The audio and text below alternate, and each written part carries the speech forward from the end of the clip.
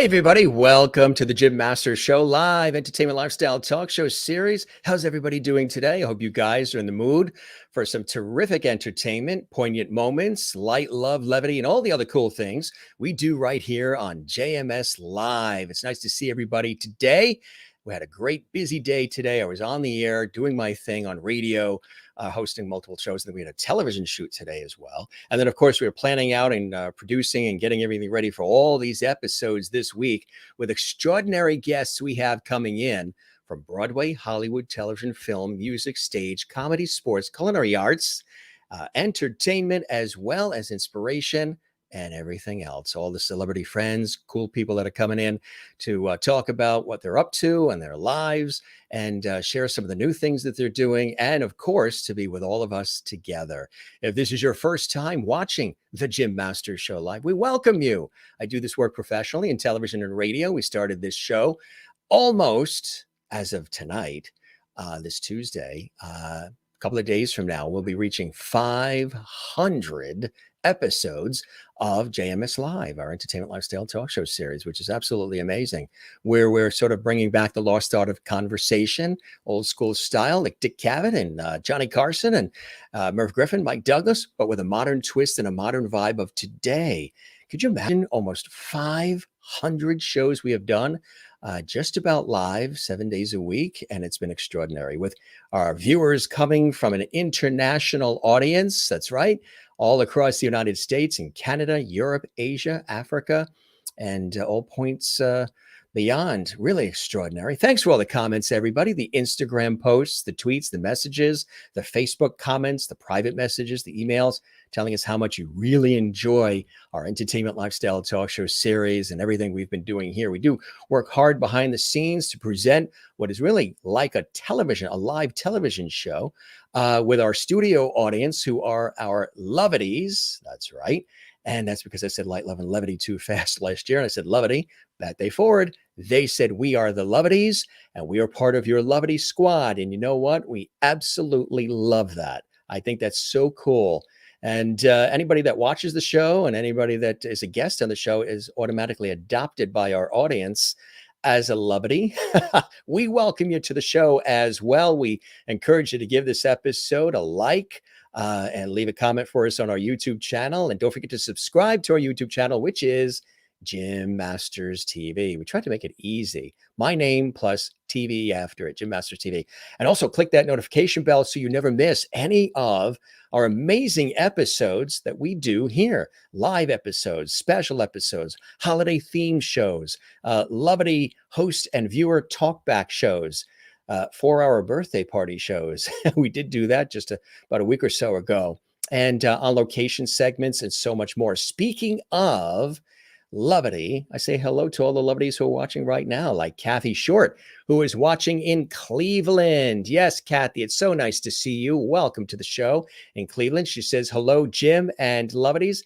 It's nice to see everyone tonight. Nice to see you as well. Sherry Larson is here watching from Kansas, and she goes, hello, everyone. And we say hello back to you, Sherry. Joan Sandow is here, and Joan says, hi, Jim, and welcome to Levity Hall. Scott, I told Scott, he's a fan of our show. He watches the show. He knows all about it. He's so super excited to be on the show. Scott Dreier, of course, great actor, singer, voiceover artist as well, and probably Doris Day's #1 fan. And we're going to tell you why. If you may remember, there are a couple of cool gifts that came my way. Lots of great gifts from many of you, and I thank you again for that on the birthday. But Scott sent a beautiful note, and we showed it on the air back then. We're going to talk about this again. He's had this wonderful love of everything Doris Day, and it's really quite a special thing. We're going to share that and so much more in just a moment when he joins us live from Los Angeles, California.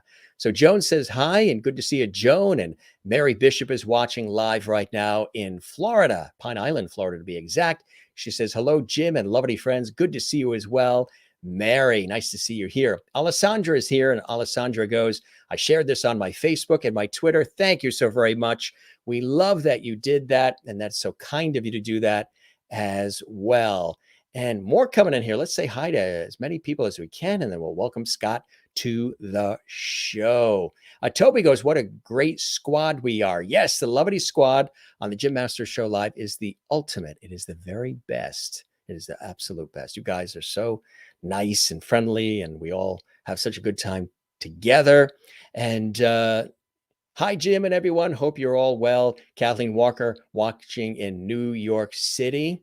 Yes, Rob Shooter, famed gossip columnist and author and more. He was with us just about a week ago. He's a good friend in New York.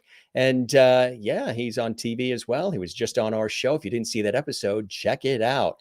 Howdy, Jim from Sherry. Evening, Jim from Sherry. And howdy from Toby, who's watching in California, where our guest is coming from, California.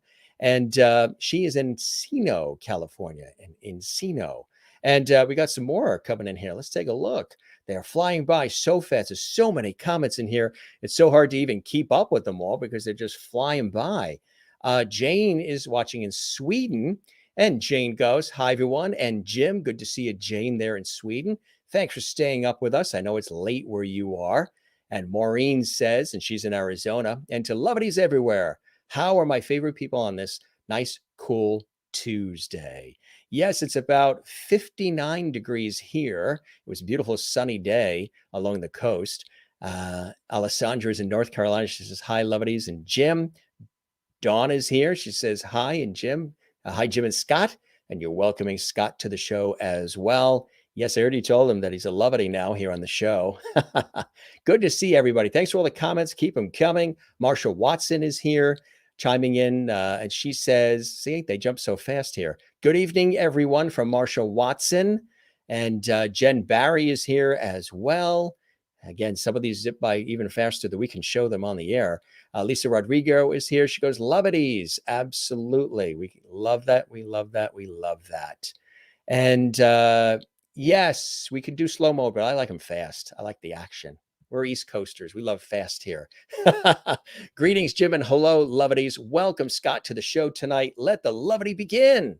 You got it. Christine Clifton is in North Carolina. Good to see you as well.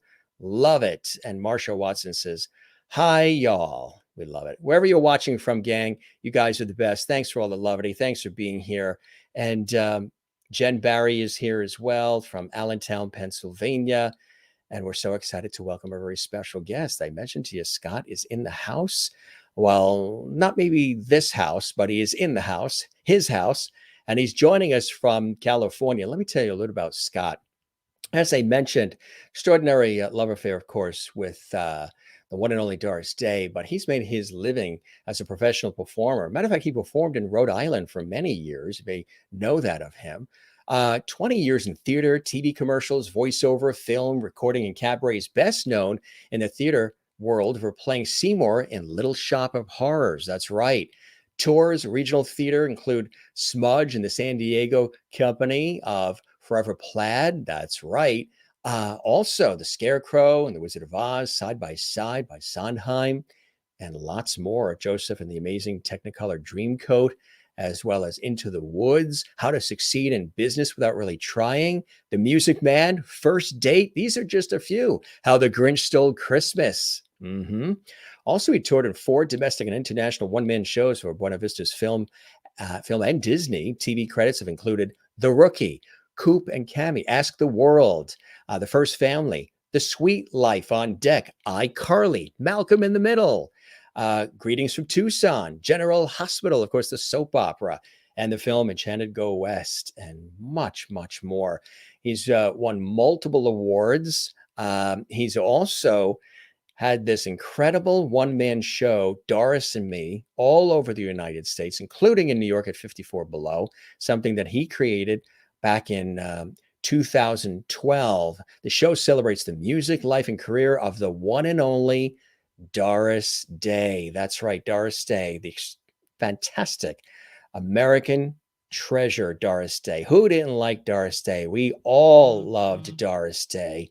And Scott has had just a wonderful, he had an opportunity to know her, and he just had this wonderful paying heed to the incredible person Doris was. And in addition to that, he also created, produced, and directed 2 DVD projects interviewing over 30 of Doris Day's co-stars and friends, entitled Forever Doris, which was just released in April of this year, and Celebrating Doris back in 2016. Both DVDs are exclusive releases for the Doris Day Animal Foundation, with 100% of the proceeds going to the foundation to honor Doris Day and to help with animal welfare. Also, as a singer recording artist, his self-titled debut solo CD, Big Band, Broadway and Pop, featuring a duet with TV's Katie Segal, of course, you know from Married with Children, was selected onto the preliminary Grammy Ballot as well.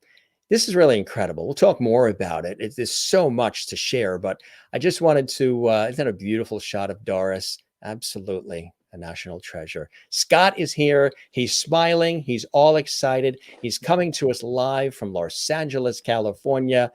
There's much, much more to share with all of you tonight here on the show. And again, we thank all of you for joining us from wherever you're watching all around the world. Won't you join me in welcoming our very special guest live and direct from Los Angeles? Scott Dreier's here. Scott, welcome to the show, my friend. How are you? I'm good, Jim. What a lovely introduction, and thank you so much for having me on your show. I'm so excited about it. The pleasure is all mine, my friend. How are you today? How you doing? Busy day, huh? Every day's busy. Yeah. Just playing catch up. I was out of town for a little bit, and I'm thrilled to be on the show. I've been really looking forward to this. I'm too. I've been really looking forward to this for a long time as well, and I too have been a longtime fan of the wonderful Doris Day.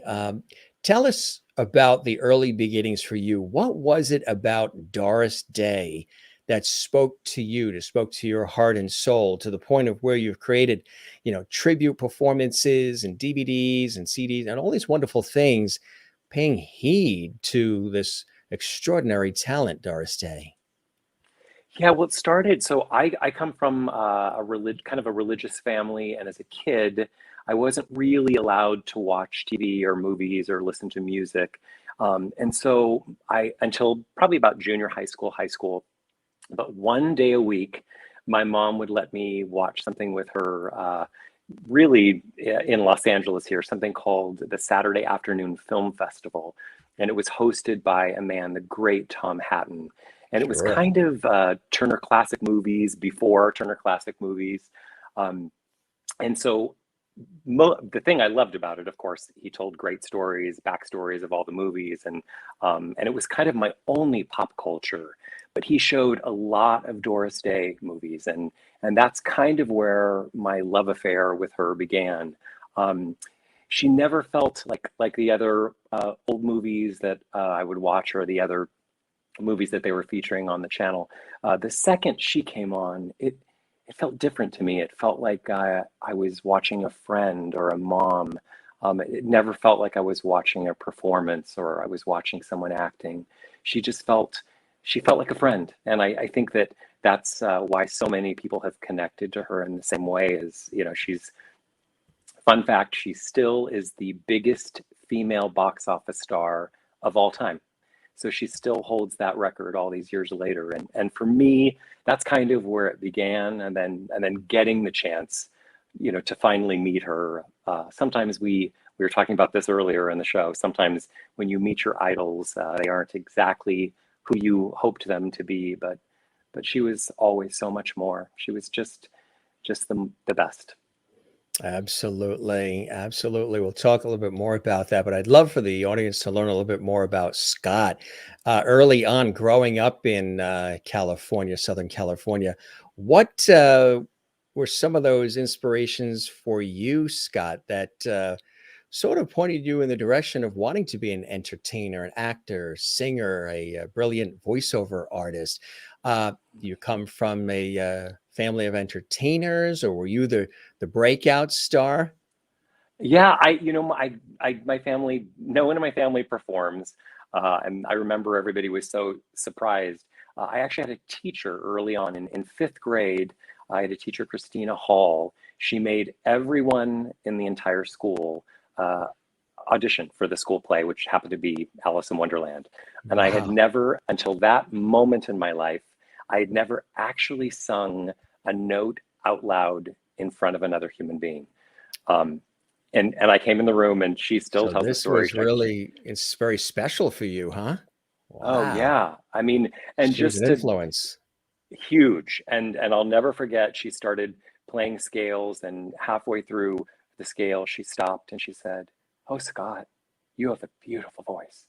And Mhm. I said, "Thank you," and I ran out of the room because I was so scared and so nervous. And but she really began the pathway for me. I remember then I was cast as the Mad Hatter, and I remember as though it were yesterday, walking back into her room and saying, "Please, please pick anyone but me. I am not your boy." I'm not the And one. she said probably the words that changed the course of my life. She said, "But you don't have anything to be scared of, because you aren't Scott. You're the Mad Hatter." And that gave Ah, me permission to be fearless, right? We get to be someone else. We get to live somebody another life. else, and right, Yeah. exactly, transform into that character. So that was very paramount inspiration that she gave you early on that has stuck with you, right? Yeah. And she ironically moved to middle school with me, to move to junior high school. And, I was involved in choir. Then I had great teachers along the way: Monica Hall, Jim Shepard from Carlsbad High School. And they found in me a singer and a performer, and gave me confidence when I didn't always have it in myself. But it's funny, even to this day, when I have to be Scott, which if I do Doris and Me, it's kind of me. I have slight nerves about that, because it's, that feeling of, if you don't like the show, you don't like me. Whereas if you're playing a character, it's all pretend, right? That's true. That's a good way to look at it, to think about it that way. So, the butterflies still come. And as we know, the butterflies are a good thing, because that means you're still passionate about it. You don't want those butterflies to ever go away, because if they Yeah. fly away, that means you're no longer passionate about the particular project or whatever it is, right? Yeah, I love the butterflies. I love the little nerves before, and it's I felt them tonight. You feel them in any situation. You want it to go well. I want, but it's you're right. When you don't have that anymore, you should be performing anymore. So I am grateful that I still get those nerves of happiness and excitement. So what was one of the bigger opportunities for you, you think, Scott, that really opened up the doors coming your way to allow people to really experience you and what you have to offer and your talent? Were there some one or two pivotal times in your career and your life that really meant, you just described something really nice moments ago, but some other things that maybe really meant some progression in the career that still stand out for you? Yeah, I mean, I have such a history with the show Little Shop of Horrors. I've Yes. done the show like 15 times. It's been in such a big part of my history. And the the interesting thing about that, I work still with young actors. I coach young actors, and I always say, start with who is close to you. Start with the things that you are, and then you build a character beyond that. But Seymour was a lot like me. I felt like I wasn't enough. I felt nervous, worried, scared. And so to be able to kind of tap into him, and I can, those jeans are a comfy pair of jeans to to get into. Yeah. Um, but then the first couple of times I got to do it, I got to do it with a lot of people who were part of that original off-Broadway cast. Ron Taylor, the original voice of the plant, I got to do it with him, and that was a master class. And just being surrounded, whenever I do it, perform art, I always want everyone to be better than me, right? Then the cream kind of rises to the top. And so I was really lucky, especially those first few times doing Little Shop, to just be surrounded by people that knew uh, Howard Ashman's vision of the piece. So that for sure has been a pivotal moment, and probably Forever Plaid. That's been such a big part of my life, Yes. and getting to be a part of that company, and that music that I love so much, and always feel grateful for that opportunity.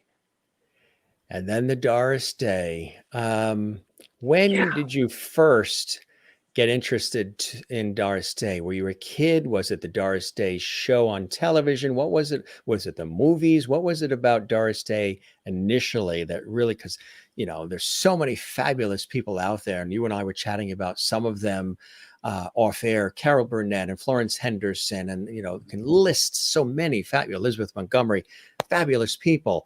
For you, and I have always admired and always had a wonderful affinity for Doris Day as well. But you really, really created this whole thing that I think is palpable in terms of feeling and emotion that runs deep with you. When did you first realize that? What was that trigger moment for you, Scott? Well, I think, it's, as I mentioned, watching the Saturday Afternoon Film Festival, and, because Doris's film career ended before I was even born, and her TV series, I wasn't, I didn't catch it in its first, time through, because I wasn't really allowed to watch TV. And so I didn't really discover the show, her TV series, until it was released on DVD. And that I was like, what?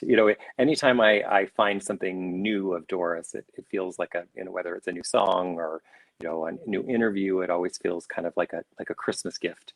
But getting to your question, I think it would definitely was watching her movies on the Saturday Afternoon Film Festival, and particularly it started with The Thrill of It All. That was the first movie of hers I'd ever seen, and just the script and for me, the thing that I really connected to, she was just such a great actor. I don't think there's anybody that reacts like Doris Day. It's just, there's the way, whether she's getting upset at something, she just really listens. She really kind of takes it in. But then I think the connecting factors of Doris were when I started to make the connection. Wait a minute. The mother from The Thrill of It All is also Calamity Jane, and she's also Ruth Etting in Love Me or Leave Me, and she can dance and she can sing and she can act. And I think it's that combination, and then just that you always so clearly see her shining through in everything that she does, whether it's singing, acting, dancing. That opened up the world for me as a performer. It showed me that the possibilities were limitless, that I you can do anything, you can do everything, and she just happened to make everything look effortless. Was there also something about her image and her personality that stood out for you as well? She had this sort of all-American, sweet, sunshine, happy image that I think was very, very comforting to a lot of people, almost sort of motherly in a way, because she exuded such a fantastic warmth, great sense of humor. And like you said, she was terrific with her responses, both verbal and, facially emotive as well. Was some of that also comforting for you along the way too? Yeah, but and she also just felt real. Yes. Even though she had this kind of all-American, Squeaky clean sort of. Squeaky clean, she would still, in her movies, she would get mad at her kids, and they would be yelling "mom," and she'd say, sometimes you can grow to hate that word. She felt like a real mom. She just felt truly, I mean, the best way to describe it. And then of course, just getting the opportunity to meet her and know her, is she always had that version of herself, always just kind of came shining through. And as a vocalist, something I've taken her voice teacher, quick history of Doris. She was a dancer, and she was going to head to Hollywood at 13 years old with her dance partner, and was in a train, a car. Her car was hit by a train and her leg was shattered, and then she started taking voice lessons. But she had this voice teacher that gave her, I think, advice that is why Doris, no one sings a ballad like Doris. She said, when you sing a love song, don't sing it as though you're singing it to an audience. Sing it as though you're singing to one person, one very special person, and that you're singing it in their ear. And that's how I always try to sing, to sing to one person. It makes it more personal. And I think that's why Doris connected in such a huge way to so many people. I mean, she left this world at 97 years old, and she still got hundreds and hundreds of fan letters. I mean, she was still so beloved, and I don't think anyone that I can think of had the connection that she did with the fans. I mean, she knew them all. She knew who sent her what gift. She knew where they were from. She just always had that huge sense of gratitude. So the most beautiful part of getting to know that extraordinary human is just that she was always more, so much more than I ever dreamed she would even be or could be. The moment when you got a chance to actually communicate with her and meet her, that had to be, as we describe around here, a real pinch me moment for you, Scott. Tell us about that. Yeah, I talk a little bit about this in my Doris and Me show, but the first time I met her, it was in 1993, and they were doing a screening of Calamity Jane in Carmel, where Doris lived, and she was going to make a special appearance.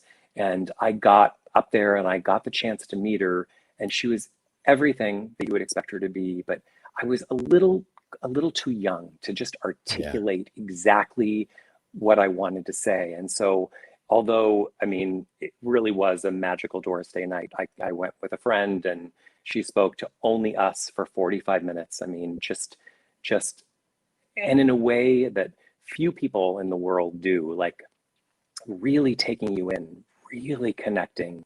I've experienced that very few times in my life, but always with Doris. But when I left, I had that moment of going, darn it, I didn't say exactly what I wanted to say. I didn't get to tell her how much she means to me, how much she's shaped the course of my life. And so I got this incredible do-over in 2014. So literally 20 years later, they were doing for Doris's, what we thought was her 90th birthday. We found out later it was her 92nd birthday. There was always an age discrepancy with Doris.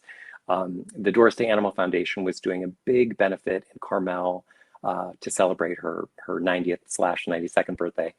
And she wasn't expected to attend, but something in my gut just said that I had to go, I had to be there.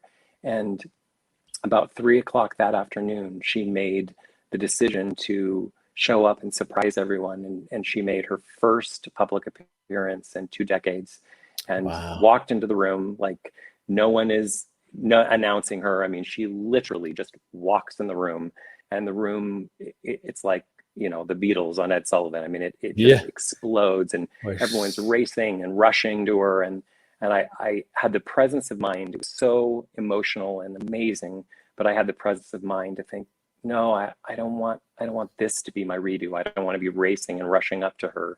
And so I had 3 friends that were kind of in my corner that were going to make sure I had a moment with her. I figured it would be quick, but I would get a moment. And then they sat her down for a program, and at the end of the program, they went up and they said, "Okay, Doris, we're gonna sneak you out now." And that beautiful, beautiful human, sorry, she's so beautiful. She said, "I can't." She said, "You can't sneak me out." She said, all these people have come so far to see me, and I have to meet every single one of them." And so for over 3 hours, she greeted over 250 people personally. And then so when I got my moment with her, I was very emotional. I burst into tears, and I thought, Scott Dreier, you've waited for 20 years for this do-over. Suck it up, And I took her hands in mine, and I said, "Miss Day, in a human's life, one person can make such a difference.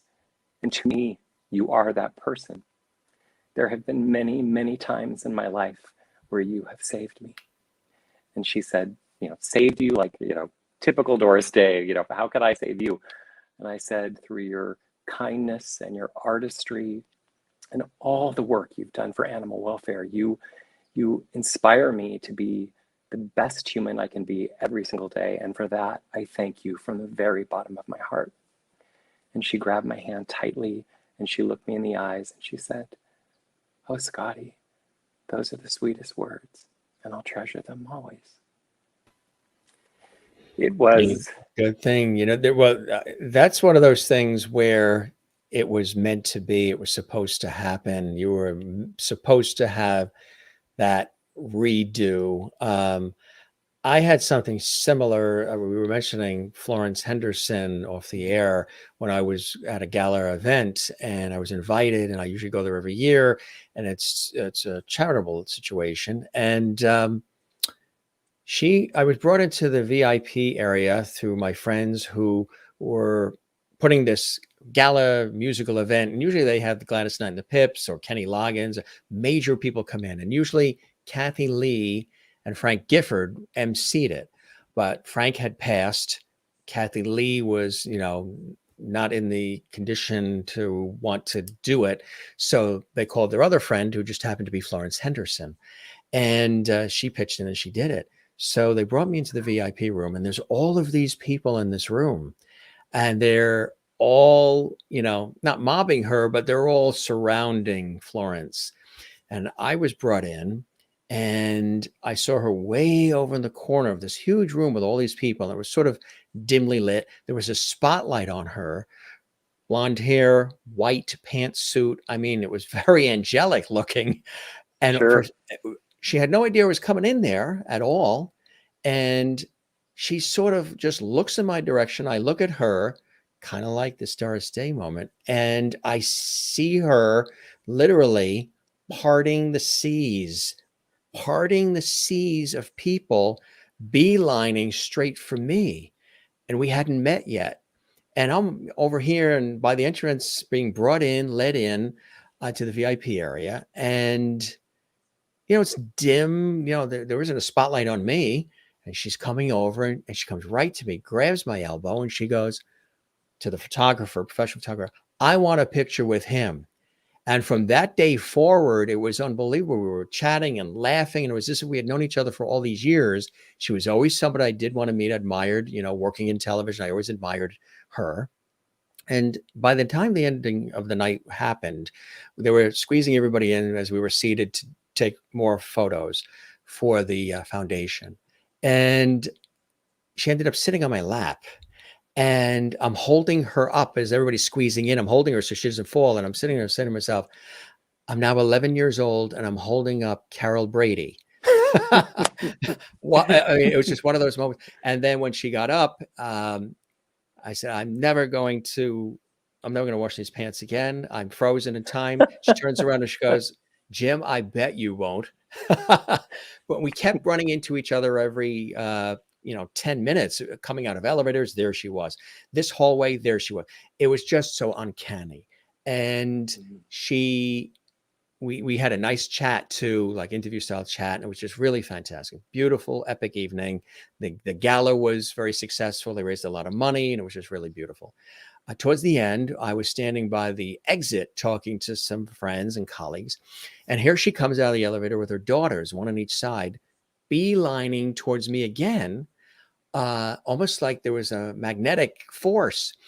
And she came up to me and she says, Jim, I just want to, say it was such a pleasure chatting with you. Loved meeting you. Hope you have a wonderful holiday season. I thank you so very, very much for everything. And I said, like you had the opportunity with Doris, I said, please know that you've made such a major difference in my life. I've always admired your work. I've always, followed what you've done. And you've touched millions and millions of people in a beautiful, beautiful way with your work, with your heart, your soul, and your talent. And then she leaned over and gave me like a kiss on the cheek. And she said, I will never forget this, nor will I ever forget you. 3-4 weeks later, my phone is blowing up on Thanksgiving Day. She had been in the audience rooting on Maureen McCormick, Dancing with the Stars. Sure, sure. And like a week later, she had died of heart failure, and the phone was on fire, and people were sending condolences to me. And I'm like, my God, did somebody in the family die? What happened? I mean, it's Thanksgiving Day, and I'm getting all of this, and on Facebook and everywhere else, there's just all this pouring out of support because they knew that that was a special situation. And it turned out that's what had happened. So I said to somebody, and it reminds me of your Doris Day story, talking to some friends after, I said, she and I were supposed to meet before she passed, weren't we? It wasn't supposed to happen where she passed and she and I had never met. And they said, no, it was one of those moments where you were supposed to chat, you were supposed to meet, you were supposed to do everything you did together and become like a friend. And that was supposed to happen. And almost as if once that happened, then there was peace setting in. But it's really amazing when you think of these things, isn't it? And you had this wonderful opportunity to really be graced by Doris Day and all the love, huh? Yeah, yeah. First of all, I love that story. It's so, so great. You really do remind me of how things are meant to be. Because when I first began doing my show, Doris and Me, the kind of quick reason I started doing that show, I was doing a show in San Diego, and the artistic director, a friend of mine, Josh, of the theater, we were talking about kind of like this. We were just talking about growing up and our childhoods, and I started telling him about, that Doris Day was my like only pop culture until I was in junior high school. And he said, that's a show. That's so much more Yes. interesting than watching, a guy sing Sinatra, a girl sing Doris Day. You're not, no one is expecting you to look or sound like Doris Day, but your whole life has been inspired by her. And so Yes. he said, you should create a show. And I said, yeah, that's a great idea. And he said, let's do it. I said, great. And then, he said the words that scare every performer, October 16th. And I was Yeah, an like, actual date oh, and time and oh place. crap. And yeah, like, wait.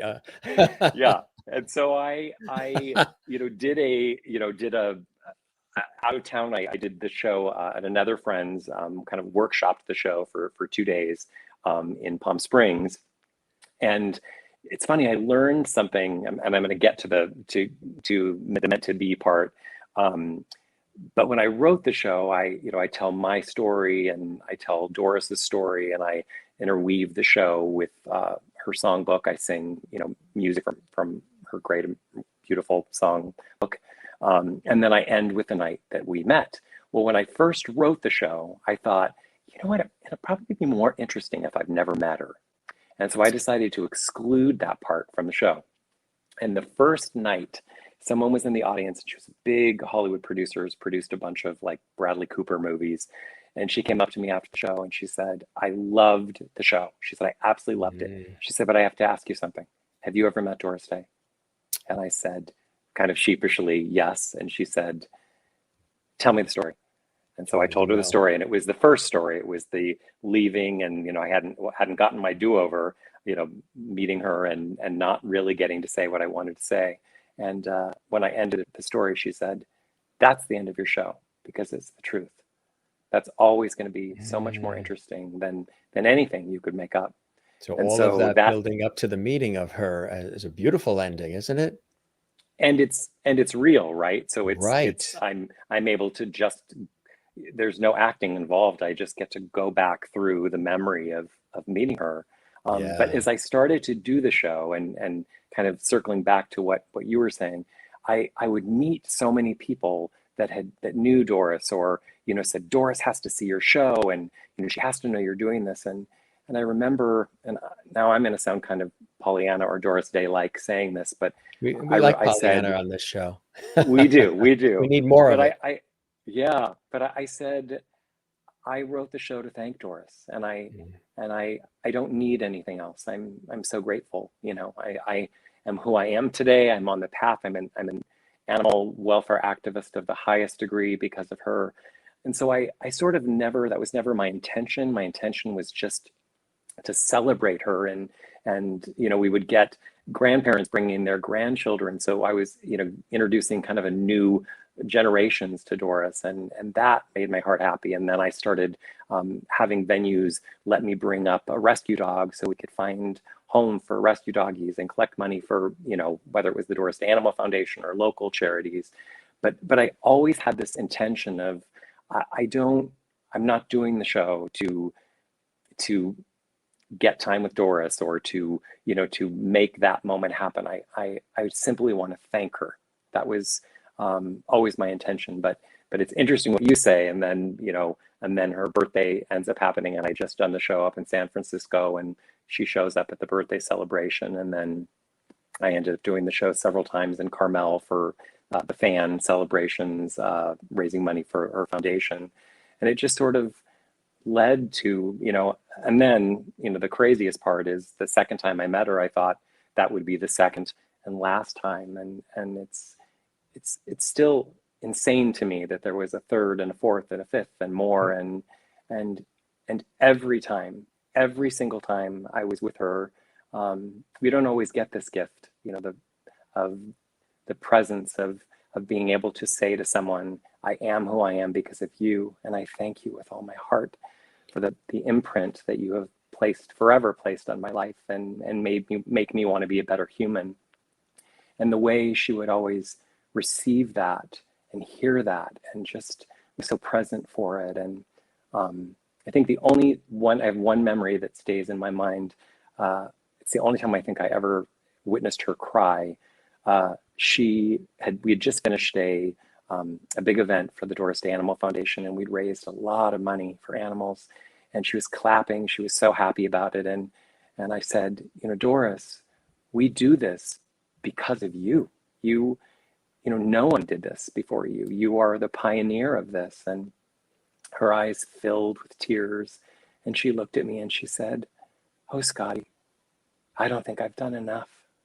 And it just, I thought, 97 years old, you know, Right. we all have more work to do, right? But it just reminds me of how important and how quick life can be, and that we all have work to do, and she's a reminder of that for me always. And I miss her. Gosh, I miss her.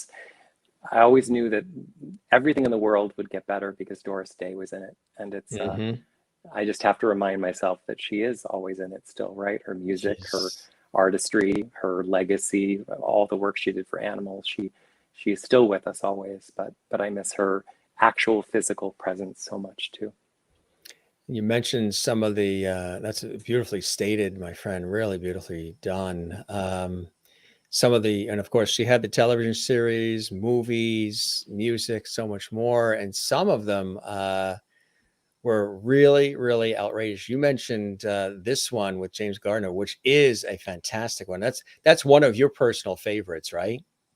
I love it. I love it. And I'll tell you, with the DVDs that I have worked on, getting to interview Norman Jewison and talk to him about, you know, working, not only, you know, he worked to me with, in my humble opinion, two of Doris Day's best leading men. You know, he did Thrill of It All, of course, with James Garner, and also Send Me No Flowers with Rock Hudson. And just to hear him talk about her as a director, and so lovingly, and but yes, The Thrill of It All, I think, it's written by Carl Reiner. I mean, it's such a good piece. And this one too, I believe, if I recall correctly, Tony Randall was in it. Pillow Talk. Yes. Yeah. It's the only Academy Award nomination she ever got, and her and Rock Hudson, gosh, talk about electricity. You could just feel it. Yes, Thelma Ritter and Tony Randall in that as well, which was absolutely hilarious. You mentioned so eloquently too the love of animals. That's something that she's always had. You know, sometimes people take on causes because it's the in thing, it's the flavor of the month, it's the moment, it's the thing that'll sort of give them good PR and, you know, make them seem even more beloved than they might already be. But she was so involved with the foundation and with the health and well-being of animals way early on, and not for the popularity of it, but for the fact that this is near and dear to her heart, right? Yeah, I mean, she really got involved first with Actors and Others for Animals, a group of very prominent actors of the time started that, and that organization is amazing and still thriving today. Um, but you know, it's fun. It's interesting to talk, especially with people from that time, from also from the Doris Day show. A dear friend, Jackie Joseph, who's like a second mom to me. Um, just to hear her talk about, you know, those beginning days, you know, on the set of the Doris Day show, and you know, them finding out about a dog that was mistreated, and you know, just showing up at the person's house. You know, that they made headlines, and they made headlines because Doris Day was a star. So her name and her star power really shined such a bright light on the work that she began with so many other prominent actors. But I'm really proud to be involved with Actors and Others for Animals. Then of course now her legacy continues with the Doris Day Animal Foundation as well. You sent this beautiful note that we have here. Very nice choice too, the Eiffel Tower.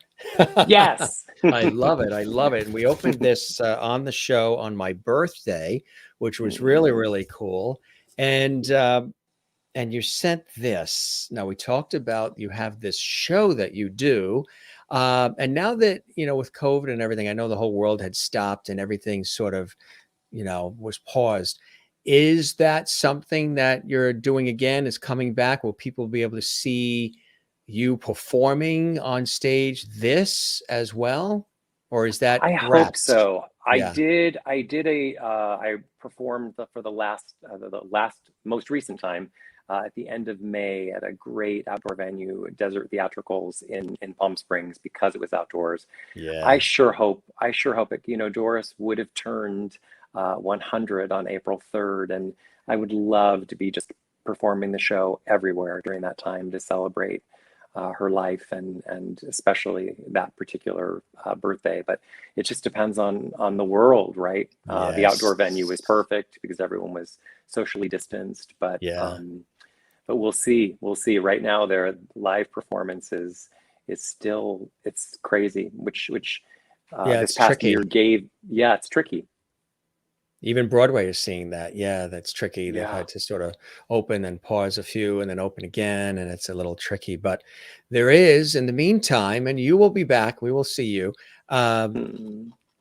This Forever Doris, this fantastic presentation, this DVD, which is available for people to get, right? Yes, Jim, thank you so much. Those words mean everything to me, knowing your exquisite history. You know, even if you were not as familiar with Doris Day, by the time you watch this, you will feel as if you've known her personally through your vision and folks involved with this. What was the inspiration for doing this, Scott? And again, thanking you very much for uncanny timing for it to arrive on my birthday On your on September birthday. 24th. I was like, what a gift. I But this love is it. really a work of art and a labor of love for you, I know. Thank you, Jim. Yeah, you know, it honestly, it's a follow-up. I did a DVD called Celebrating Doris. And so the quick story about how these happened, when I was in Carmel for Doris's 90th/92nd birthday, I met, you know, I knew that Doris Day was so beloved. But then when I started performing Doris and Me, I started realizing just how beloved and how many people loved her. And when I went up for Carmel for the birthday celebration, I met so many other wonderful fans and made lifelong friends from that group of beautiful, beautiful humans. And so when right after that particular birthday, I had my first LA run of Doris and Me. And I found out that a lot of the fans that had come to the birthday celebration in April were going to be coming to my show. And our opening night was benefiting the Doris Day Animal Foundation. And so I thought, you know what, I want to try to get a red carpet of some Doris Day co-stars. It would, to make it extra special, because I know so many people are coming so far to support me and help raise money for Doris's foundation.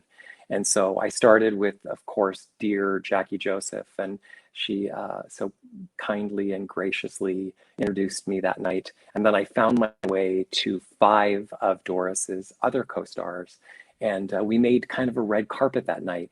Well, I had a friend of mine do, red carpet interviews, and we created a little video, and a couple dear friends took that video up to Doris and played it for her, and she loved it. And she was so touched that her movie pals had shown up and were celebrating her and helping her raise money for animals. And it kind of ignited an idea in me, because, there have been so many documentaries, wonderful documentaries out there about Doris Day, but there wasn't really anything that existed that was interviewing her co-stars.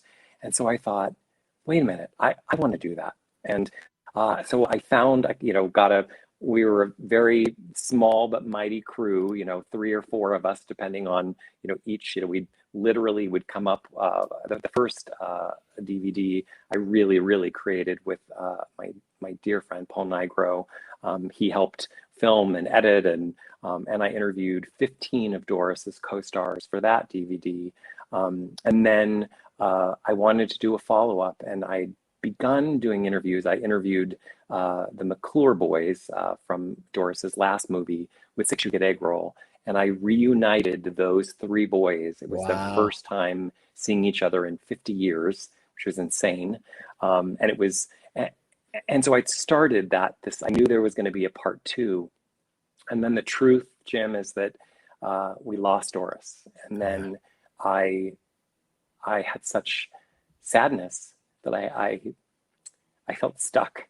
And so I was like, how do I finish this? And I just could hear Doris in my mind saying, help the babies. We have to help the babies. And so this year, it was, at times it was always thrilling, but it was a lot. My main editor for Forever Doris is another incredibly dear friend, Michael Hadley. And he worked with me. We spent about a month editing every single interview, because so in totality, I'm all over the place right now, sorry, but in totality, these 2 DVD projects, I've interviewed over 30 of Doris's co-stars. And but we really wanted to honor these humans, because it was not only, certainly we're honoring Doris and her legacy, and we're talking about her work with animal welfare activism, but every single one of these humans, when I found my way to them and asked them to be a part of it, without hesitation, everybody said, of course, I want to honor Doris and celebrate Doris. And so it was really important to us that every one of these interviews, we took time, and they each had an arc, and we got to tell their story, and we really feel like we spent time with them. The first DVD rather, Celebrating Doris, is interspliced, but this one is more a little like the show. We spend a little time with each person, but that took a village. I can't believe all that we did during a pandemic. Some of the interviews we're doing in a pandemic. I think of dear Gina Gillespie. We went to her not once, but twice. She plays Doris's daughter, and it happened to Jane. And she was so gracious about, being outdoors in the elements. But everyone was that way. And Jim, the crazy thing is, every single human's memory of Doris is the same. How kind she was. Is that amazing? How sweet. You don't always get that all generous. the time. Yeah. No. And all the kids have the same memory. Either she had nicknames for them, or, she would teach them how to play horseshoe on the set, or, she really saw people. And I know that sounds kind of kumbaya when I say it, but in a world, and especially our business, people look past people, when they're in a conversation, they're looking for who is more interesting in the room.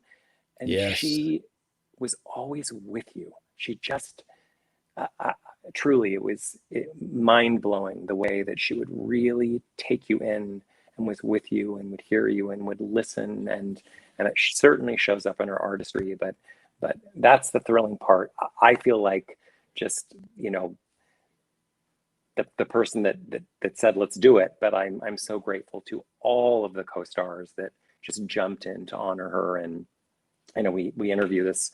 Forever Doris has everyone from, I'm going to miss, there are so many, but Lonnie Anderson and all the Egg Roll Boys, and Eleanor Donahue and Gina, who I just mentioned, and Norman Jewison, gosh, and Rich Little and Flip Mark, and Christopher Olsen, his first time being interviewed ever. You know, he plays Doris's and Jimmy Stewart's kidnapped son and The Man Who Knew Too Much.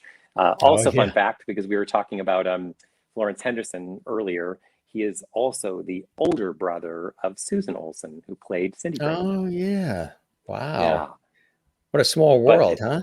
Small world, but just everybody, and Marion Ross and Mamie Van Doren. I mean, we just had these just beautiful humans. Fabulous people. That was just every single one of them so special in their own right, and we just wanted to make something to really honor Doris, you know, and celebrate her. I want to let folks know we do have some clips here. You're going to hear our very special guest, Scott Dreier, live and direct from Los Angeles. We have some music of him doing his thing on stage, so you get a chance to appreciate him as well. He also has, which I've been listening to ever since it arrived, this really cool CD. And keep that photographer as your best friend, because what a fantastic cover. When I saw that, I was like, my God.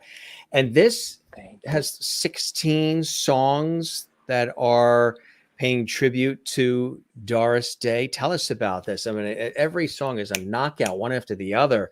But I know this is another labor of love, and this is available too. We talked first about Forever Doris, this fabulous DVD with exclusive footage and more, and the folks that have been interviewed, which is exclusive, but also the CD is quite extensive. And, you know, you've got everything in there. If you've like liner notes, folks, and look at that cool shot of him there, huh?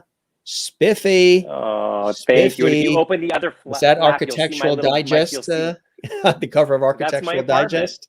It's nice. That's my apartment. Huh? If you open the other flap, you'll see my dog, and of course my rescue. Right. And thank you for the kind words too, as well, my friend. Of course. Look at that, huh? Little Jackson. It's really cool. Tell us about this, and then we will show some of the clips of the music. And then we do have a video of Doris's Overlook Gate, which is cool. Yeah. So the album, you know, it was this.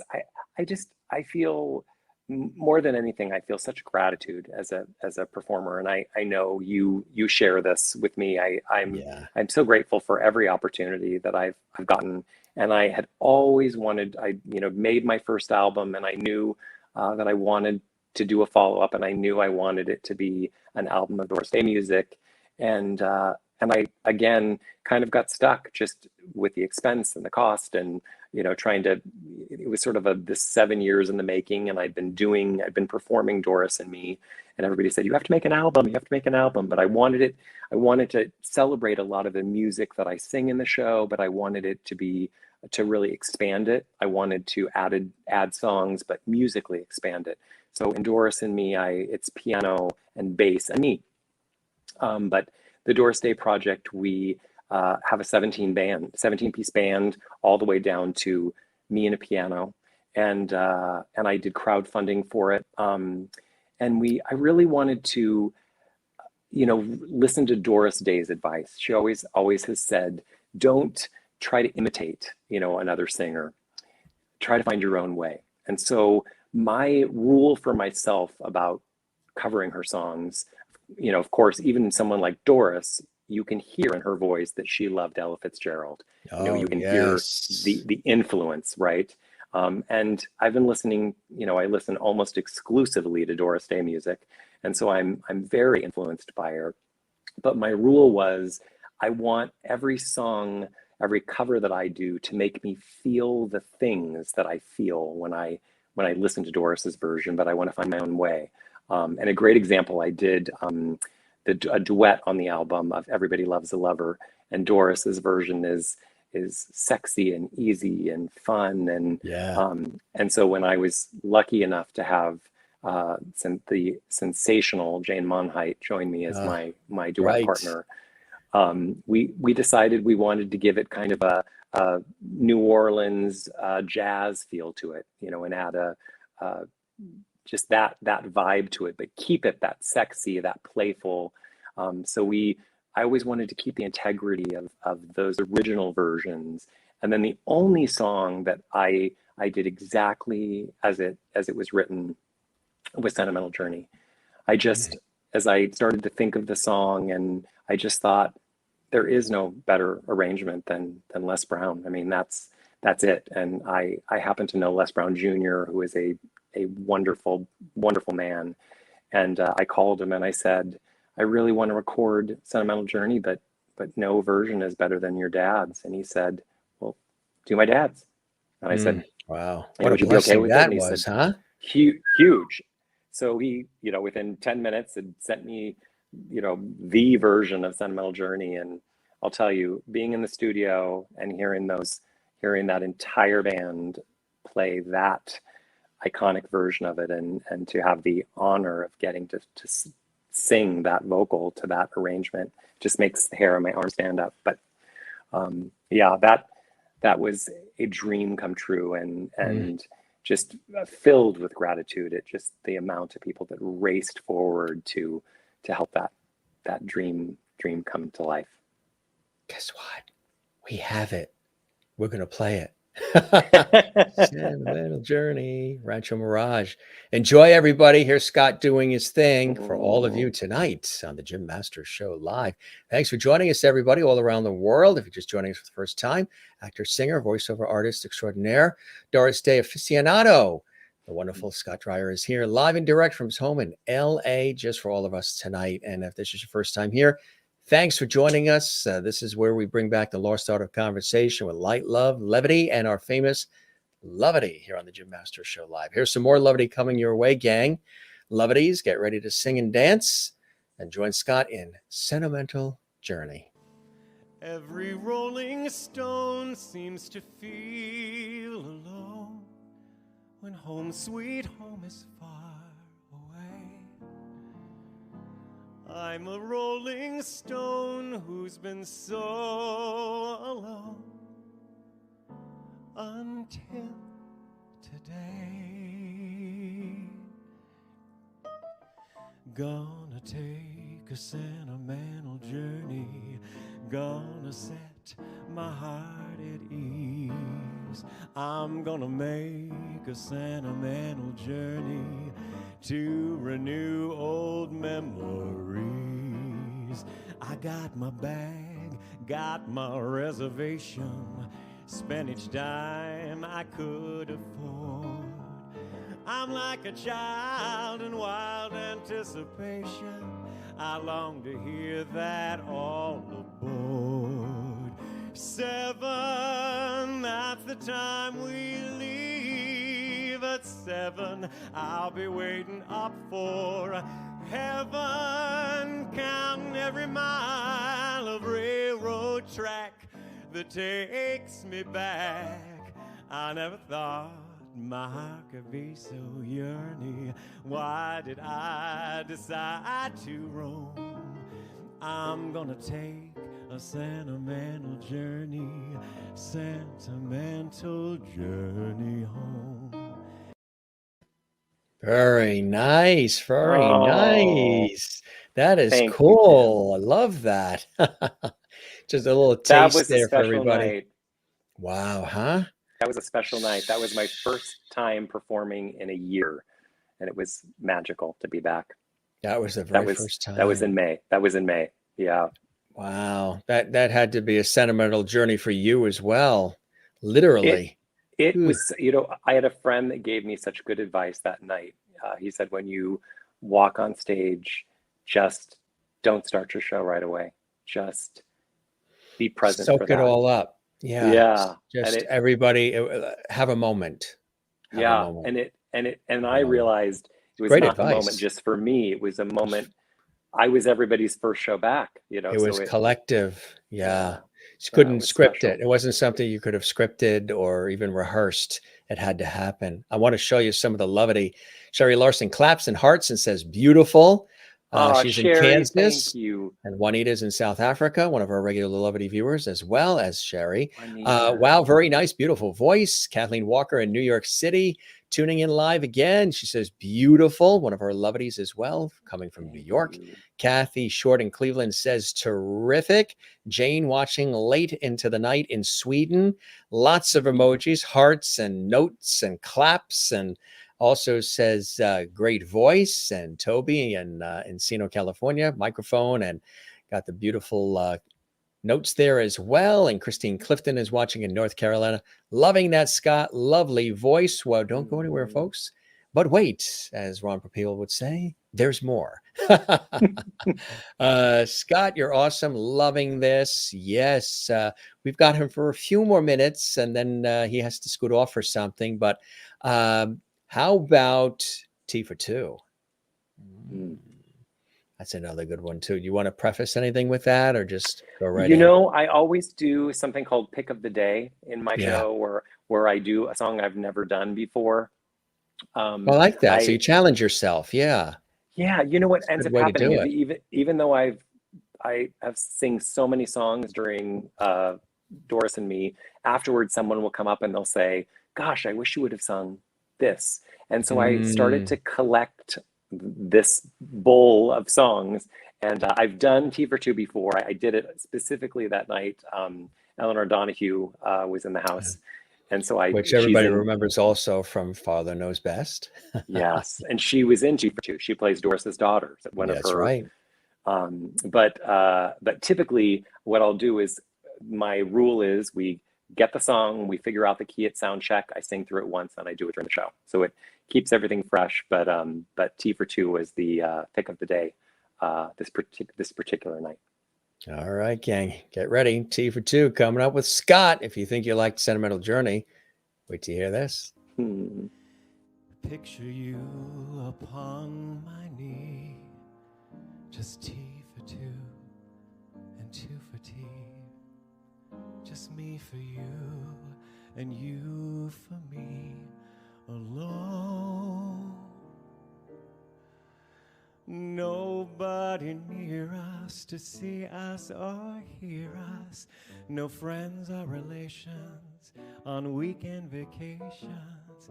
We won't have it known, dear, that we own a telephone, dear. Day will break and you'll awake and start to bake that sugar cake for me to take, for all the boys to see. Yes, we will raise a family, a boy for you, 6 little girlies for me. Can't you see how happy we would be?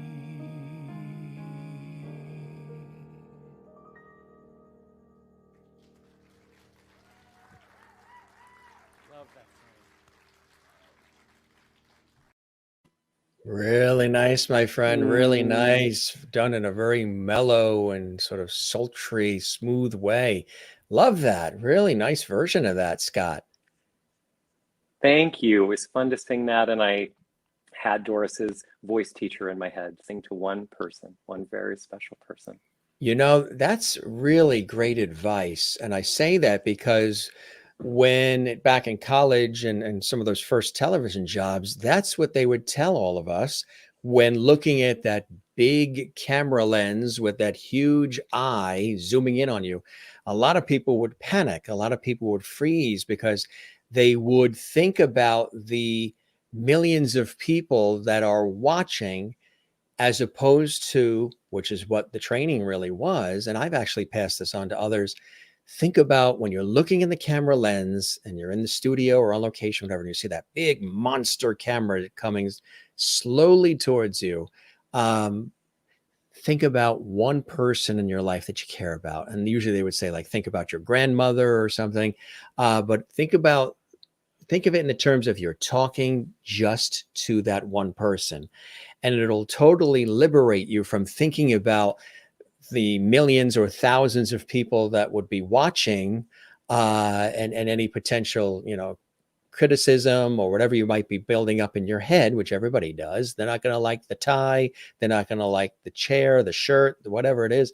And that goes away. So that's great advice that you got as well. Very similar to how we were trained in television. Yeah, for sure. And especially on camera, we can be so big, right? And the lens, the eye does look like an angry cat as it's coming to us. And it's focusing, it's zooming, and here it comes. We have another song too that we want to slide in too, and this is giving people just a snippet of some of the incredible material. And we'll definitely have you back, and we'll talk about a lot of other cool things you're doing.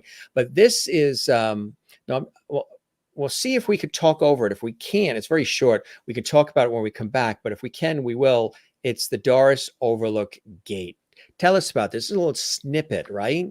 Yeah, so this is from the Forever Doris. So the Forever Doris DVD set is 2 DVDs, and the Doris Day Animal Foundation, Barbra Streisand, they were so kind and generous when Doris passed to let us do a tour of Doris Day's home in Carmel, California, where she moved and lived her latter years of her life.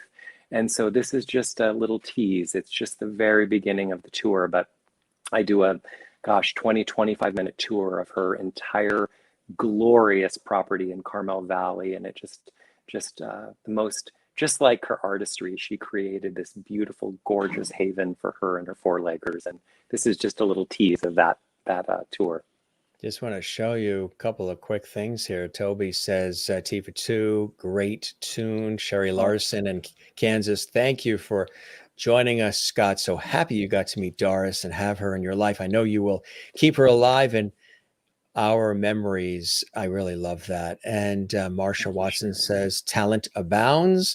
Mary Bishop in Florida says, fantastic. Kathleen Walker, claps and all kinds of cool things. Hearts, thumbs up. Kathy Short in Cleveland, pretty much the same thing. Juanita in South Africa, lovely. Thank you, Scott, for sharing your beautiful music with us. And Sherry says, I remember doing this in high school for a variety show. Lovely song. Well done, Scott. Christine Clifton in North Carolina. I could feel and hear your connection with that gorgeous song. This is a gift, Scott. Jen Barry in Allentown, Pennsylvania. Scott, Ken and I are dancing together right now. Thank you, Scott. You're good, romantic, magical, and cool stuff. And Kathleen, I told you, a lot of levity on the Jim Masters Show live. Beautiful levity. It's the only way I would do it. Like with all the things I do in this industry, when I created this show, I want it to be something different and bringing back the lost art of conversation, but not just chatting. Really, you feel something when you're a part of the show. Thanks, Scott, for sharing your stories, your life, your music with us. Enjoyed meeting you as well. And let's take a look at this. This is the Doris Overlook Gate. And then, of course, we'll be back. We have another song here to treat you to. And thanks, Scott, for all of this. And really a blessing to have you with us tonight. Take a look at this again, coming from the DVD. That's really cool, huh? Yes, that's the original gatehouse in 1997 and how it is today. And that's the gates opening up there. Yeah, to Wonderland. Isn't that something? See it, everybody? Isn't that cool? This is something very special. It's a beautiful property, isn't it? Yeah, just gorgeous. And then we were doing sort of like a commentary and tour and all sort of. Yeah, I sort of take everyone. I wanted to, I felt so lucky to be able to visit Doris in her home, and that I understood immediately when I was there why she left Hollywood. It was just one of the most beautiful, places on earth. And so to get the opportunity to kind of bring the fans with me to her home and to have it, with the pandemic, we had this whole week of plans in Los Angeles. We were going to have Doris Day and screenings in LA and a whole week around her birthday that all had to be canceled because of the pandemic. And so that made me dig in even more this past year. I wanted to create something for my fellow fans and to really honor and celebrate Doris and just being able to show her home do a tour of her home, and the DVD set was thrilling too. And her home just sold. And so it's even more meaningful to have it. Although a happy ending to this is that the person who purchased it, they're going to be doing horse therapy. It's horse therapy. I've interviewed a lot of people in some of my professional work. Horse therapy is an incredible thing. It really, it is the real deal, and it's becoming more and more known and appreciated. The powerful healing powers that and the unconditional love that animals have is really extraordinary. It beats any pill, that's for sure, because it's real and it's amazing. And horses really have this uncanny way of sensing things, Yeah. And I really feel Doris's hand in that, of all the people to purchase her property, it's like their animals will still be helped up in that glorious oasis. So it just feels the way it's meant to be. And it made in my mind, I still see her up in Overlook surrounded by her babies, and that's where I'll always see her. But to know that babies are being helped up there, she would love nothing more than that. So that's a good thing. Yeah, I think she had a hand in that for sure. You call that, what you call that? The fact that she had that hand in it, even though she's not physically here, you call that secret love. How's that for a segue? Beautiful. So tell us about this one. This is another one we have here for a treat for our viewers who are commenting left and right, loving what we're talking about here and what we're doing here. Yeah, loving it. Yeah, this is one of my all-time favorites. And of course, it's from the great Calamity Jane, and won an Oscar for Best Song. And it's one of my favorite. Every once in a while as a singer, you get a song and you think, I get to sing that. And this is certainly one of those songs to me. Secret Love it means so much, but definitely my love of Doris is right at the forefront. Ultimate ways to be paying homage to a brilliant talent and an American treasure and a beautiful woman inside and out, the incomparable Doris Day. And you may never have met her, folks, but you're sort of really getting a behind the scenes look at Scott's wonderful affinity for her and the wonderful relationship and all he's done to continue to celebrate her life, but also maybe you guys knowing Doris from movies and television and music and the Animal Foundation, so much more. You're getting a little bit more of a deeper glimpse into the life of the image, the person themselves, which I think is quite special on our show tonight. And here is Scott doing his thing once again with some Secret Love. Enjoy. Once I had a secret love that lived within the heart of me. All too soon my secret love became impatient to be free. So I told a friendly star the way the dreamers often do, just how wonderful you are and why I'm so in love with you. And I shouted from the highest hills, even told the golden daffodils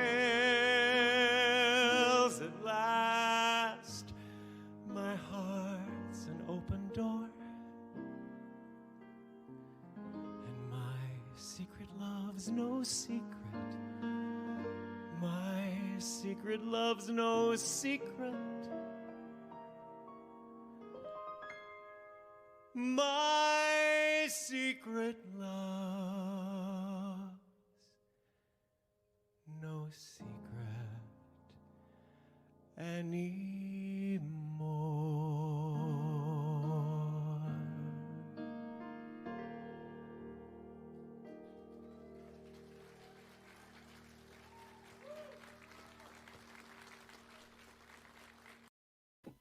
Really nice, my friend. Bravo, bravo. Beautiful, beautifully done. I've always liked that song a lot. It's a beautiful song, isn't it? Beautiful. It's a It's wonderful just, melody. yeah, Yeah, it's just one of yeah. those, and you It knocked it haunts out of the. me. Yeah, it has that haunting feel, but also your treatment was very special. It's very, very beautiful, and you're doing it because this material near and dear to her as well. You can tell that you're doing it at a depth that is a little next level as far as deepness. There's this tremendous connection. It's almost like you're a conduit of her, her energy is sort of flowing through you and out of you as you're doing it. That's the vibe I'm getting from it. What a beautiful thing to say. Thank you. That's exactly what I'm getting from that. And as are the Lovities on the Jim Masters Show Live. Claps and hearts and all from Juanita in South Africa, Jane in Sweden, so beautiful from Mary, Sherry Larson. Okay, now we're going to have to pull out all the Doris Day movies off the shelf at work. And wow, and beautiful, and so much more.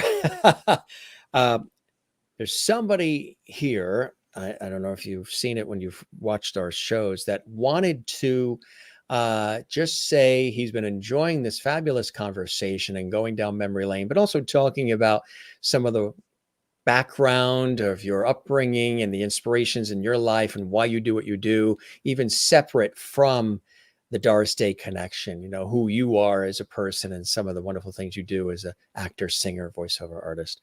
And Mr. George Burns joining us this evening. Ah. That's the reaction we love. We always get, there he is. Everybody loves George. How can you not love George? Huh? He's got his cigar and everything. He was so amazing. Gosh, he was funny.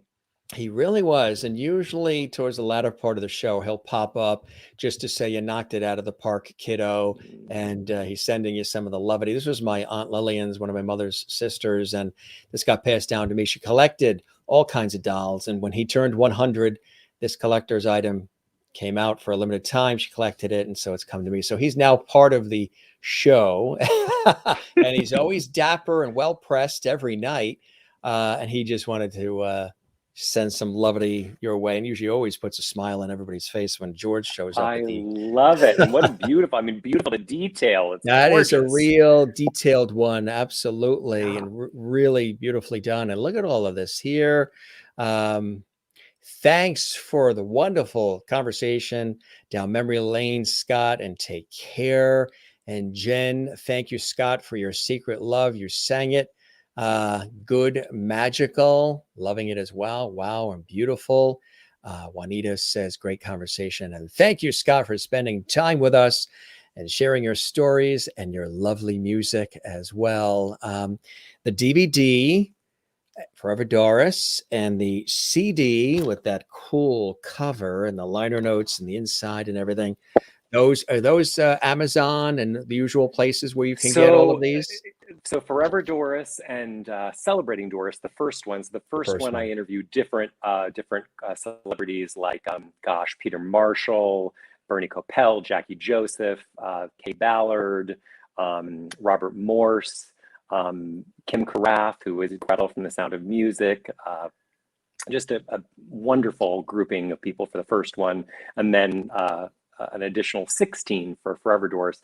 So both Celebrating Doris and Forever Doris, which includes the Overlook tour, they're only available through ddaf.org. So the Doris Day Animal Foundation .org. And the reason for that, ddaf.org. Perfect. Yeah, ddaf.org. And the beautiful thing about it is myself, everyone, the entire creative staff, all the wonderful co-stars that so graciously appeared. We all donated our time so that truly 100% of the proceeds go to helping with animal welfare. So I'm very, very proud of that, and just really, really so happy to have Forever Doris. Felt like it was taking forever to get out into the universe, and I'm so happy it is finally out in the world and raising money for animals and celebrating our dear Doris Day. But yes, both of those DVDs are available at ddaf.org. And then both my albums, my self-titled first album and the Doris Day Project are available at iTunes. And if you're old school like me, if you can purchase the Doris Day Project through my website, which is scottdreier.com, and I'll sign a copy and send it out to you. And $5 of every CD sale for the Doris Day Project, of course, goes to the Doris Day Animal Foundation to help with animal welfare. ddaf.org, there it is. And then, of course, yourname.com, scottdreier.com is the website. scottdreier.com. Yeah, it'll also come up if you put dorisandme.com. It's under under a bunch of different, because of the show. That is absolutely awesome. Real quick, too, I just wanted to, as somebody who does voiceover as well, tell us, you've done some amazing voiceover gigs, projects, and productions throughout your career. Tell us about some of the cool voiceover work you've done. I'll tell you the thing I am most proud of, and it is voicing the character of Knuckles the Echidna for several years for the Sonic the Hedgehog Sega Games series. That was thrilling. I mean, just getting to work with such talented voiceover artists, and gosh, Lonnie Manila, and such good friends, and Bill Corkery and David Humphrey and Ryan. Gosh, I mean, just the cream of the crop. I mean, I felt like I got to play in this wonderland. And the greatest thing about that particular character is all these years later, Jim, I still get messages from fans, and I just feel so humbled by it, that to be such a positive place in people's childhood. It's a lovely, lovely thing. I won't mention his name, but I just got a message. Gosh, it's probably been a couple of weeks now, from a young man who was bullied in school, and he felt through the Sega Games, and particularly because of Knuckles, he felt like he had a friend, and it gave him kind of courage to be fearless in his life, and it's a beautiful thing. It was so fun. I mean, for me, it was just a playground getting to play that character, and it was fun because most of the time they would animate to our voices, so it just meant we could play more, and then the animation would happen around us.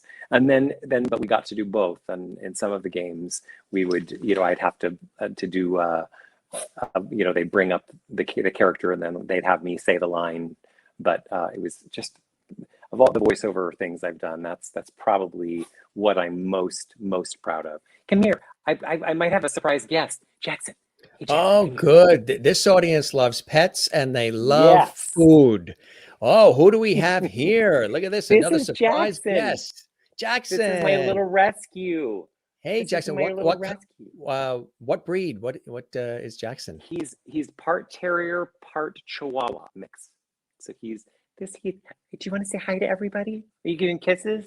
This is perfect. We've been talking about Doris, and you love Doris. Wow. He is an actor. He did that right on cue. He did. He's a sweetheart. Such a lovely. He was on the streets for several years, and when I heard about that, I thought, I can't take it. My heart can't take it. And I'd been raising money for animal welfare for a long time, and I thought it just felt a little hypocritical not to have my own rescue. And part of it was just I travel so much that I didn't think it was fair to do to a little baby. But gosh, I love him. He makes my heart bigger each day. And just to see the difference. I mean, people that met him at the beginning and see him now, they're like, he's a different dog. He's just thriving and so happy. And He's a little love, aren't you? You're a little love. You're a little Wow. love. I love you too. What I an love you awesome. too. Yeah, I tell you, it really. And just briefly, because I know you do have to scoot off. For those Yeah. who are wanting to know more about the Doris Day Animal Foundation as well, we'd love to give that a little bit of a plug. Tell us briefly just some of the amazing work that they do. Yeah, so they're really a grant giving organization. So the thing that they do that's amazing is they find animal organizations out in the world that are doing great work, but need help to do even greater work. And so they give grants to other organizations to help them be able to help animals in even a bigger way. So you can always make a donation to ddaf.org. I know that they would appreciate it. There's nothing that would honor Doris more than that for sure. And then also knowing if you go to the Doris Day, ddaf.org store, Celebrating Doris and Forever Doris, 100% of the proceeds goes to help with animal welfare. And that not only makes Doris Day happy, but that makes me happy and Jackson happy too, right? Right? Jackson is very, very happy right now. He's a I love. love, He's a I little love, lover. yeah, I love animals too. And if we had more time, we would talk about food, but I know you have to go out and get some because this I'm a audience. foodie, so I'm Yeah. always up to Oh, talk with we'll you have to about have you food. back because we did a Yes. 2-hour foodie show where I cooked a whole meal and shared What it did with you the cook? audience. They sent in recipes on St. Patrick's Day. I did this whole set was green. I had a green hat on, green sweater, and did a whole traditional Irish dinner, corned beef and cabbage and potatoes and just the whole thing. And with that, I believe, because it was a Sunday, we did a 2-hour live, and it was just myself, the host, and the Lovity viewers, Mr. Lovity and the Lovity viewers. We did, and they sent in recipes. We shared recipes. It was just really cool. And they're begging for me to do another one. And we are overdue to do another one of those. We've had just so many guests that have wanted to come on and night after night, which has been great. But I'll do sometimes these surprise pop-up shows too, where we're taking them on location or we're just chatting about life and family and cool stuff. And I made, believe it or not, it was like a comfort food dinner. It was homemade meatloaf with mashed potatoes, and it was I think creamed cauliflower, and it was just really delicious and hearty. And I'm having that as they're dining with Jim. It was really, really cool. So, and it was, and that's one that I want to be in studio for, though. the Are you foodie. kidding? Like if I Well, see that, I'm do you gonna have want that. do you have a specialty? Is there a Scott specialty? You know, a lot of people have been doing a lot of cooking during the pandemic. I've been doing a lot of eating during the pandemic. I will tell you that. Well, you know why? Because Yes. you were supposed to be 6 feet apart from each other, but they didn't tell us we were supposed to be 10 feet away from our refrigerators. That's hilarious. I would say, I'll tell you, my specialty is probably lasagna. I make a great lasagna. Yeah, I love Italian food. I'm coming to LA and I'll bring the wine and bread. I just want to show you some cool things here. I love. Oh, this is cool. Jen Berry in Allentown, Pennsylvania says our cat Cole just walked by in support of Scott and his puppy. So you got Lovity coming from the cat. Jen, you squeeze Cole for me. You give Cole some extra love from me. Ah, so cute. Lovely Jane loves Jackson from Sweden, where it's like 3 a.m. where she is. Scott and Jackson are Lovities. From Kathleen Walker in New York City, Jen Barry says Scott's puppy, love it. Ah, what a cutie. From Sherry Larson, Kathleen also says adorable puppy. Hi, Jackson. And, you know, once you bring out a bird, a dog, or a cat, you are now second fiddle, Scott. Jackson is the star now. Jackson is the star. I do not mind. He is the star in my life too. So I am happy to have him be the center. Thank you for Scott for visiting us in Lovity Hall, as they call it, telling us about Doris and for singing and all of this as well. This was really sensational, my friend. And again, folks can go to your website. I'll mention it again for everybody. Have Scott back there saying, yes, we will keep the porch light on for him as well. But I love that. Jackson is adorable, Kathy says in Cleveland. But thanks so much for not only sharing, tidbits about you and your background as well, and sort of joining us in our entertainment lifestyle variety talk show format, where we say it's not interviews, it's conversations, and we're all involved, Yeah. and the viewers are commenting, and in this case, with the added bonus of celebrating a life well lived, that being Doris Day, and the beautiful treasure that she will always be in everybody's hearts. We thank you, my friend, and I hope that the show met whatever expectations you had, and that Oh, you enjoyed the time with me and us, as I certainly have with you, my friend. I definitely. What a joy. This was so fun tonight. I am so grateful to you for having me on the show. And I love that you're doing this and you're creating entertainment that's so positive in the world right now. And I love conversation style. It's so wonderful and it takes the pressure off, right? It really does, doesn't it? It really does. No script needing. Scott didn't have any pre-planned questions that he knew I was going to ask, and there's no teleprompter, and it's just freestyle, and we go by the vibe and we go by the flow. And before we go, I toast you with our Kindness Matters mug. So you got a mug Oh, there? You I, got something? All I right. agree. My water. Cheers. Yes. Cheers, my Kindness friend. matters. Cheers. Cheers. We will keep that porch light on for you. George Burns says, thanks for being with us, and congratulations on all the cool things you've done and the cool things that are up ahead. Let's stay in touch. Keep me posted, my Definitely. friend. If you're on the East Coast here, let me know. If I'm doing a TV shoot or something on the West Coast, we'll definitely get together as well. And this was really a blessing. Now, you've earned your dinner. You sang for your Thank supper you. tonight, literally. I did it. And one of the Lovities said this tonight. Please, everyone, watch a Doris Day movie. Yes, if you're Keep feeling down, that will lift you up. Yes, Sherry Larson, and she says, thank you for being with us as well.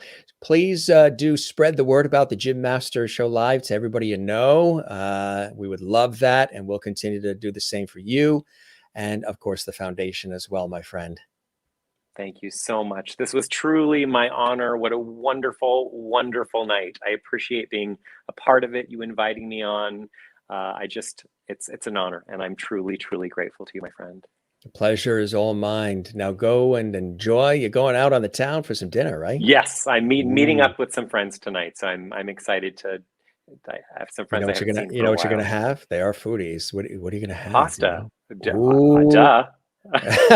Pasta. He's gonna Yeah. have some pasta. Yes, we're Italian food tonight for sure. All right. You got to scoot off. Thanks for all the time. You're the best. You're now a Lovity, my friend. I'll see you again Always soon. and forever. Jim, All with all right. my heart, thank you so much. You be well and continue thriving, my friend, and I'll see you soon. Hopefully. Thank you. You take care, my friend. Bye-bye now. All right, you too. Bye-bye.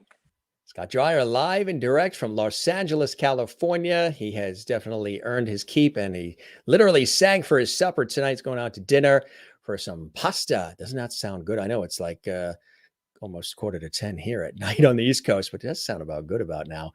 Did you enjoy that? I know you guys did. You've been very active with the comments tonight. We do thank our very special friend, Scott Dreier, for joining us. Again, you can go to his website, scottdreier.com. And of course, iTunes and ddaf.org. That's the foundation. You can check that out as well. And what a great conversation again about this extraordinary woman, not just, film and television and music legend, just the inner Doris Day, because obviously, she is one of those folks that touched so many hearts and minds and really still does today. And for decades, I mean, living to 97 and has a body of work that has stood the test of time in so many incredible ways. And what we talked about, there's Forever Doris there. That is the DVD. So run out and get it, folks. It's really fantastic. I have my personal copy sent to me directly by Scott, which arrived on the birthday, and the CD as well. And they're both epic. And a little note that he wrote, which was really, really kind. But there is that DVD. Look for that, gang. And I guess, you're going to really just fall in love with it. Never a bad photo with her either, huh? Just really because, her she radiates. And funny too, the sense of humor, witty and dry. And there's the CD cover that you guys loved, absolutely. And there's the original Celebrating Doris. You can take a look for that as well, gang. Add that to your collection. I think you'll love that one too. Very cool night. It was terrific having our very special guest on the Jim Masters Show Live, Scott Dreier, with us. Reminder too, if you missed anything in this episode, you can see the entire episode again and some almost 500 episodes of the Jim Masters Show Live Entertainment Lifestyle Talk Show series on our YouTube channel right here for you at Jim Masters TV. And while you are there, don't forget to like and subscribe and also leave a comment for us as well underneath this episode. If you enjoyed this episode and any of the episodes in our incredible series, the Jim Masters Show Live, like our YouTube channel, Jim Masters TV, and subscribe to it. Share it. Let everybody know that that channel exists and show it some famous lovity. And click that notification bell too. You want to do that because the notification bell keeps you abreast of some of the cool things that we're doing here. These incredible episodes and these amazing conversations and all this great entertainment that we provide for you on just about a nightly basis, which is amazing. Amazing. Speaking of amazing, we have extraordinary guests that are coming in, stopping by the Jim Masters Show Live this week. Now, again, this is for folks who are watching us live during this show. From The Young and the Restless and Lady of the Manor and The Bay and YA and so much more. Twin sisters, amazing actresses, Bianca and Chiara D'Ambrosio are joining us live from Hollywood, live from Los Angeles. Again, they were Summer Newman.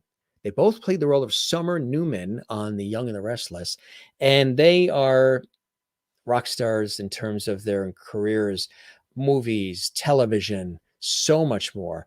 We're going to have both wonderful ladies with us tomorrow live on the Jim Masters Show Live, and we're so excited about it. Yes. Then we've got an incredible guest, singer, songwriter, musician extraordinaire. T. Bear is going to be joining us from California on Thursday. Amazing music and conversation with him. Look forward to that. And Adam Shapiro, who is in Fiddler on the Roof and so much more, actor and singer. Adam B. Shapiro is going to be with us on Friday. That's going to be really, really cool. And also on Saturday, now at a special time, 3 p.m. Eastern, noon Pacific, coming to us from London, England, we have rising country star and singer, Olivia Lynn. She's only 16 years old, and she's amazing. And we've got music, we've got levity and some great conversation. She was like really high up in the iTunes charts and so much more. She's really, really wonderful. And she and her team wanted to hop on our show. So Olivia Lynn is with us this Saturday at 3 p.m. Eastern, noon Pacific, 8 p.m. for folks watching in England, Scotland, and Ireland. She will be with us then, and we look forward to that. You're watching the Jim Masters Show live on Jim Masters TV, the YouTube channel dedicated to entertaining, informing, educating, and inspiring.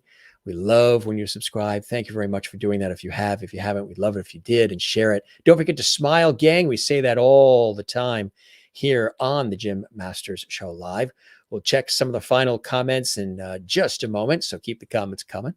Share the lovity as well. And find your Zen place. Mine is with my loving family and friends first. And of course, my work in television, radio, stage, and film over the years here in the United States. And I've done it abroad as well, and I love it. That's a Zen place for me as well. Love every second of it. And of course, as you guys know, I love tennis and cycling and music and writing and food and gardening and all kinds of cool stuff. And the ocean. Yeah, that's another Zen place for me as well. The ocean. Love the ocean. So find your Zen place, gang, and share it with the world. We thank one more time actor, singer, and voiceover artist Scott Dreier for joining us live and direct from Los Angeles from his home. And we thank Jackson, his wonderful Jackson, who popped on, another surprise guest. There's always surprises. You never know what happens on JMS Live. We always have a good time. Spectacular birthday weekend with family. Really wonderful. My nephew and my birthday and one of my best friends and my brother-in-law's, we all went out to dinner. We exchanged gifts. There was more cake. This time it was ice cream cake. Yay. And we're going to be they're all still up north. And we're going to be getting together this weekend again for several days for more family reunion, more light, love, and levity. So I can't wait to get back with everybody this weekend. But thanks to everybody who was asking, did we have a beautiful birthday weekend with the whole family and all the birthdays? We sure did. And we're still celebrating. We're going to continue celebrating this weekend. And we love it. Jane has smiles. Love it. And Joe B., favorites are the winning team and Calamity Jane. And when she sang with Donald O'Connor, absolutely. Kathleen says, have a great night, Jim. Hugs and good night to all. To you as well, Kathleen. Hope you had a good night as well. And really cool stuff. You guys are really the best. A couple more comments coming in here. And let's see what we have. And then we'll get ready to wrap up. Good.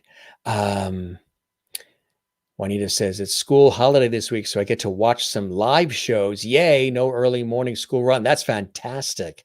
That is great. Get to sleep in a little bit, which is good. Nice to see Juanita and everybody here. Scott was meant to present shows celebrating Doris Day. Yes, he was. Their connection is a beautiful thing. Through her music, Scott is a true levity. I agree.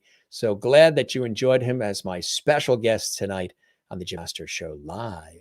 Thanks for a fabulous show, Jim. Good night, all. Thank you, Christine, and sending you levity as well. Say hi to your mom, too. Night, Jim. Jane, you as well. Get some sleep. I know it's late where you are there in Sweden. And have a good night, Kathy in Cleveland. We appreciate that as well. Favorite Doris Day movie levities. Yours is Please Don't Eat the Daisies. Yes, and remember they made a TV series called Please Don't Eat the Daisies as well. Yep, almost 500 shows as of tonight. Almost 500. Is that not amazing? Wow. And Michael McKenna. Good to see you, Michael. Welcome to the Jim Master Show Live Entertainment Lifestyle Talk Show series. Scotty, thanks for your lovely, heartfelt stories about Doris and you. I agree, Michael. And welcome to the show. I hope you'll continue to watch our series. We're just about here every night, 8 p.m. Eastern, 5 p.m. Pacific, this live entertainment lifestyle variety talk show series. Scott was wonderful. I agree. And good night all from Mary Bishop. Fantastic. Absolutely. As I say, only the best on JMS with me and you and our guests and just this whole scenario we have here. Our set is pretty spiffy. I mean, our open and our music, and we've been doing so many things with this show. Another lovely guest. Thank you, Jim. You're very welcome, Juanita. If you missed this episode, gang, again, you can see it on our YouTube channel, Jim Masters TV. Jackson is adorable. Yes, I agree. You guys are terrific. And great show, Jim, from Kathleen in New York. Scott is such a nice guy, so talented. I agree. Jen Barry says, new moon blessings tomorrow. Jim, Scott, and lovities. That's awesome. I know you love the moon when it's glowing and when it's new. Again, just want to show you this fabulous shot here of Doris Day. Look at that smile, huh? You got a chance to learn a little bit more about her through our conversation tonight with Scott and me and all of you. And thanks for being here and all the levity. Again, great guests throughout the rest of the week. We are working so hard behind the scenes to give you the best in entertainment, variety, poignant conversations, great moments, levity as always. And I think Doris loves it too. Look at her. Now that's what you call, this is levity. This is levity. And that's light. That's right. Light. So we got the light, levity, levity. Even Doris Day is into the Jim Master Show Live. Isn't that pretty cool? On the spot. producing on the spot as we're hosting. Thank you, Jim. Sweet dreams to you as well, and everybody that's joining us this evening.